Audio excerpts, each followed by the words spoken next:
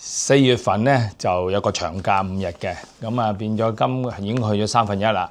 咁啊城市指數出咗，佢係反映假期前嘅，咁就連升咗2個星期嘅喎。如果累升咗咧係1.85喎，嗱好誇張㗎。如果2個星期樓價升1.85，事實上真係二手咧喺第一季之後咧都繼續火熱嘅。咁啊，同個世界有啲倒轉行嘅，因為呢個世界其實依家有戰事啦，又油價又超高啊，咁令到大家有啲擔心。但係香港呢邊嘅樓市咧係延續住第一季嘅。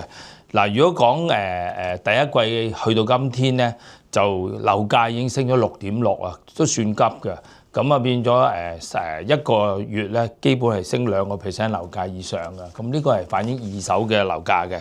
咁如果我哋之前所講嘅155咧，真係指日可待啦。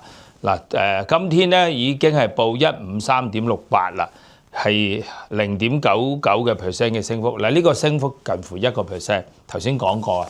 嗱其實今個月發生咩事咧？嗱假期咧反而係靜嘅。咁呢個係一個香港嘅城市現象啦。我哋假期咧反而香港話政府都公布話有200幾萬人咧係香港人就出咗外。咁可能依家就上北上係容易咗，同埋簡單化，一日來回又得，住3日又得。咁變咗咧假期其實整個香港市面咧係靜咗啲嘅。無論飲食業啊，馬路上都少咗人嘅。我哋嘅公司嘅睇樓量都少咗嘅。啊，原來假期依家係反而少咗，但係咧買樓咁大件事咧都有嘅，但係唔算普通嘅週6日咁火熱。但去到呢幾日咧，假期完之後咧，正常翻咧就真係開始燒翻上嚟啦，火熱啦。咁啊一來就內地客人咧就係清明節佢都重要嘅，所以又少咗。假期後咧佢又翻嚟啦，咁就內地客又有啦，本地人都居多嘅。咁一手樓好好賣。嗱，今早即係呢今天上午11點鐘就有一個啟德嘅樓盤咧，叫 Double Coast， 咁就由會德豐銷售。佢其實係幾個發展商合作嘅，佢都現樓噶啦，已經係可以咁講賣咗兩三年噶啦。佢今次作一個大嘅調整，賣88間，哇！嗰條龍啊，今朝早有片嘅，你上我 Facebook 見到條龍長到啦，我估計咧都有300-500台客去等88間，咁啊一定係買得晒㗎啦。咁佢個價錢咧，其實而喺啟德嚟講咧，2房有700幾萬，1房有400幾萬出現啊！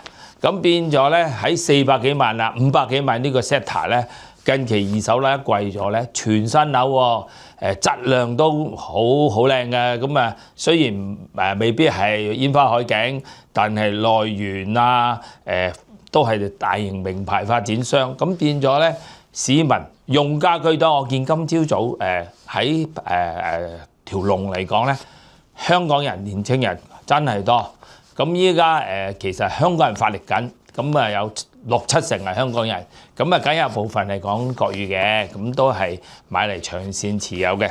咁如果講成個樓市咧，二手就依家發緊力，咁啊大圍有個柏豪莊個3期，咁佢已經開始招標，招標都已經係火熱嘅，對上呢個星期。咁啊，琴日嘅星期四佢就開咗價，咁啊係50幾間，咁我相信都係藥引嚟嘅，呢50幾間一 Q 清袋㗎啦。咁就我諗佢抽籤啊、排隊啊都如痴如醉嘅。咁佢有個優勢就係現樓嚟嘅，咁啊香港嘅用家好多，咁其實而家嘅居住需要係緊要嘅，因為我哋個政策啦，呢個係一個良政嚟嘅，就係國家咧真係支援香港嘅，就係專才優才，就將個租金逼咗上嚟。個租金確實咧係20幾個%嘅升幅，呢3年咧就令到租緊樓嘅人都感受到好大嘅壓力。咁啊，如果有能力嘅都會出市場買樓自用。咁啊，息口都維持3.5啊，有部分而家定息啊，咁銀行都搶緊按揭嘅，所以依家置業嚟講又切咗辣咧，係方便咗嘅。咁所以近期火辣嘅原因咧係有原因嘅。咁另外資金咧都確實真係流入香港嘅，譬如中東嘅問題咧，令到部分即係同杜拜競爭緊嘅資金咧係流。點睇咧？就係嗰個 HIBOR。依家個 HIBOR其實自從由戰事開始咧，曾經有幾日咧係跌咗個1.9幾嘅。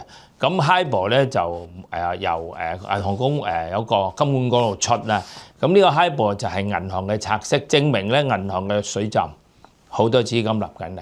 咁呢個亦係香港嘅優勢，又係近期樓市一股力量。咁變咗城市指數我睇咧都係會一級一級緩緩咁上升㗎啦。